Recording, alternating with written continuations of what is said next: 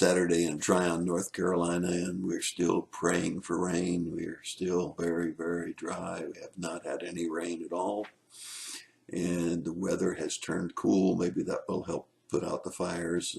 The temperature is now 45 degrees, where this time yesterday it was over 65 degrees. So it's dropped 20 degrees in just one day.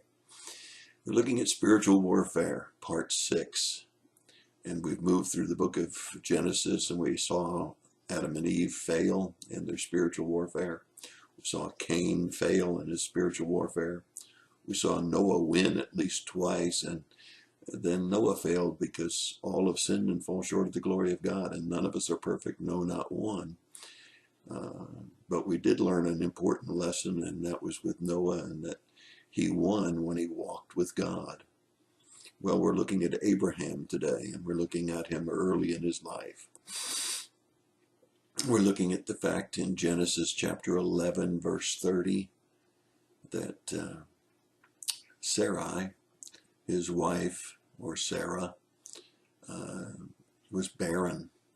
That was quite a blow to a male's ego in the days of the Old Testament.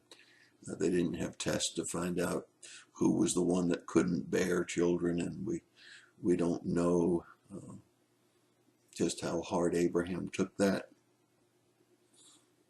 Having a male child was an important thing for Old Testament people, and we find that right off the bat, that Sarah's barren. In verse 32 of chapter 11, we find that Abraham's father dies. Terah died. So he has a wife that's barren. He has a father that dies. And we see that the Lord comes to him in chapter 12, verse 1, and says, now I want you to leave your relatives. Doesn't even tell him where to go. He just says, to a land I'll show you. So we have a barren wife, a father that's died, an uncle that's died. And we find that he's now told to leave his relatives, to go to a land that he doesn't even know where it is. Now, you know that Abraham had to have some spiritual warfare about that, about the wife, about the loss of a loved one, and about moving out from a land that he knew and from the relatives that he knew. Some of you have gone through one or more of those things. You've gone through wanting to have children and not able. You've gone through the death of a loved one. You've had to make a move that you didn't want to make to perhaps a place that you didn't even know about, because that's where job was going to take you. But remember the story of Noah.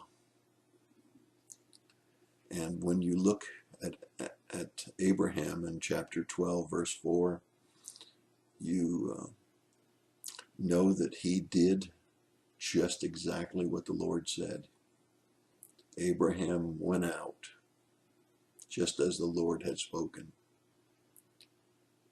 And as a result, Abraham's life would be blessed in many, many ways. He would become the father of a great nation. He would bring forth the Messiah. He would do all of those things that God had promised.